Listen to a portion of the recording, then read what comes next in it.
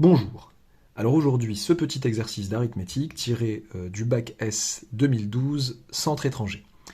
Soit n un entier naturel, on considère les deux entiers a et b définis par a égale 3n plus 1 et b égale 2n plus 3. J'ai hésité à les appeler an et bn, pour rappeler qu'ils dépendent de n.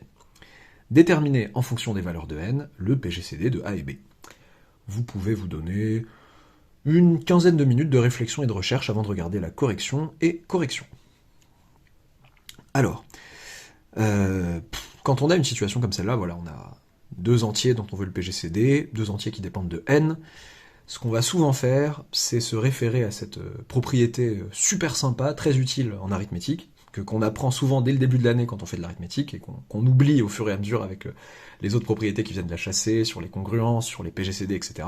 Propriété simple qui dit que si j'ai un diviseur commun à deux nombres a et b, si d est un diviseur commun à a et b, alors il divise toute combinaison linéaire de a et de b. Propriété qu'on oublie souvent parce que quand on cherche à caractériser le PGCD, on oublie que le PGCD, qui est le plus grand commun diviseur de a et de b, c'est en particulier un diviseur commun à a et à b. C'est le plus grand, mais c'est un diviseur commun à a et b. Soit d égale PGCD de a et de b. Pour aller vite, pour pas avoir à réécrire PGCD de a et b à chaque fois. Donc, je leur dis que D divise A et D divise B. Donc D divise en fait toute combinaison linéaire de A et de B. Toute combinaison linéaire de A et de B, c'est tout entier qui s'écrit un entier fois A plus un entier fois B. Et j'ai du N, et j'aimerais chasser ce N. J'aimerais justement me retrouver avec quelque chose de plus clair que ces N là qui se baladent. Je vais me débrouiller pour créer une combinaison linéaire de A et de B qui me fasse disparaître les N. Donc, D divise, en particulier, qu'est-ce que je vais faire pour chasser les n ? Je vais prendre par exemple 2a moins 3b, histoire de faire disparaître tout ça. Donc 2a moins 3b. C'est-à-dire que d divise, c'est-à-dire 2a moins 3b, c'est quoi ? C'est 2 fois 3n plus 1 moins 3 fois 2n plus 3, et qu'en fait d divise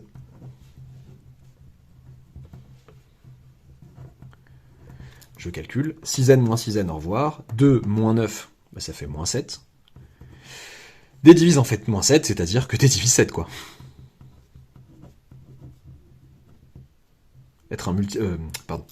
Dire que 7 et moins 7 est un multiple de D, c'est aussi dire que 7 est un multiple de D. Ok, quels sont les diviseurs positifs de 7 ? Que D, le PGCD de A et de B, c'est un nombre positif, c'est un entier naturel. Un entier naturel non nul. Les diviseurs de 7, 7 étant un nombre premier, les diviseurs de 7 sont 1 et 7, et lui-même. Donc D en fait appartient à un ensemble de deux nombres, 1, 7. D est égal soit à 1, soit à 7. À moi de savoir quand il est égal à 1 et quand il est égal à 7. Quand est-ce que D serait égal à 7 ? Donc le plus grand commun diviseur de A et de B, c'est soit 1, soit 7. Qu'est-ce que ça voudrait dire que le PGCD de A et de B soit 7 ? Ça voudrait en particulier dire que 7 divise A et B. Que A et B sont des multiples de 7.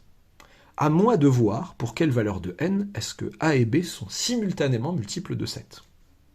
Et dans le cas contraire, dans le cas pour les valeurs de n où A et B ne seront pas tous les deux multiples de 7, leur PGCD n'aura pas le choix que d'être égal à 1. Comment savoir pour quelle valeur de n est-ce que A et B sont tous les deux multiples de 7 ? Avec par exemple un tableau de congruence. En disant, ok, oula, c'est pas très droit, c'est pas grave, en fonction des classes de congruence de n modulo 7, je vais lister, que je vais lister ici, 0, 1, 2, 3, 4, 5, 6. C'est un peu long, pardon. 6, hop.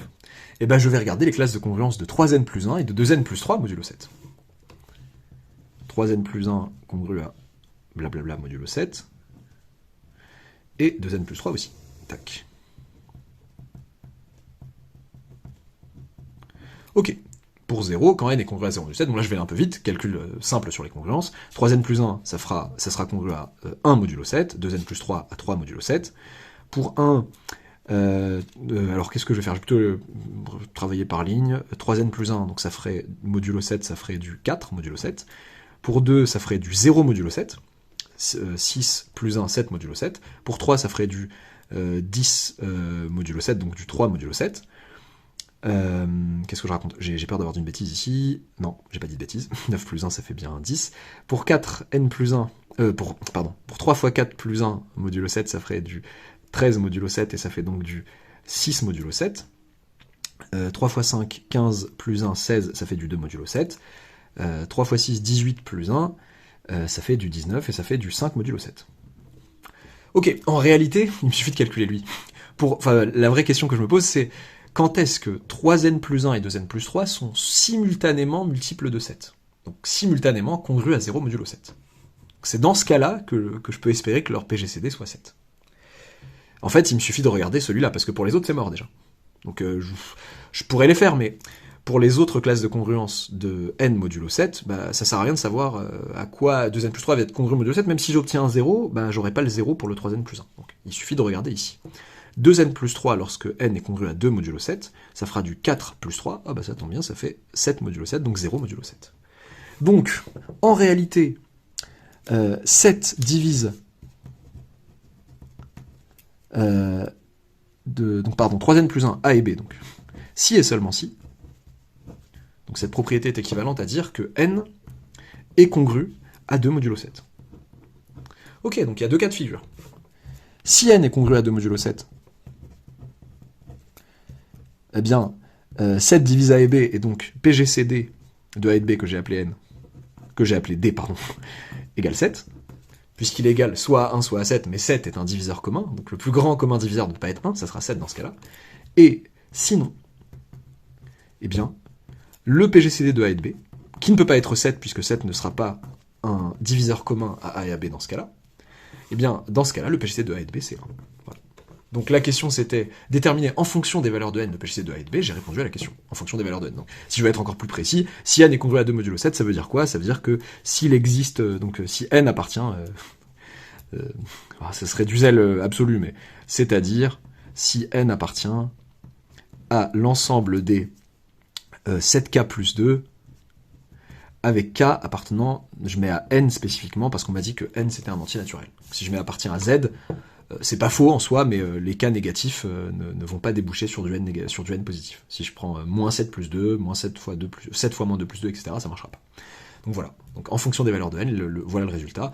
L'astuce ici, ça a été de se dire, ok, je veux savoir quelque chose sur le PGCD de a et de b, intéressons-nous globalement à ce que serait un diviseur commun à a et à b, à ce qu'il devrait vérifier. Il devrait diviser toute combinaison linéaire de a et de b. Choisissons une combinaison linéaire de a et de b intelligente qui me fasse disparaître cette considération en n.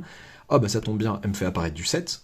Ça limite pas mal les possibilités pour le PGCD. Le PGCD étant un diviseur commun à a et à b, et ben il divise toute combinaison linéaire de a et de b, donc il divise 7. Et diviser 7, ça laisse pas beaucoup de choix. Ça laisse 1 et 7. Et en fonction de ça, c'est ça qui m'a donné l'idée de me dire, attends, quand est-ce que 7 peut être le PGCD de ces deux nombres? Quand est-ce que 7 peut être un diviseur commun à ces deux nombres? Et bien, j'ai fait un petit tableau de congruence pour y arriver. J'aurais pu par zèle rajouter ces cases-là, mais cette case me suffit. Voilà, j'espère que ça vous aura plu. N'hésitez pas à vous abonner si ce n'est pas encore fait, à liker la petite vidéo. Non, j'allais dire la petite cloche et ça s'est transformé en petite vidéo. Voilà, vous savez quoi faire. À bientôt pour une nouvelle vidéo.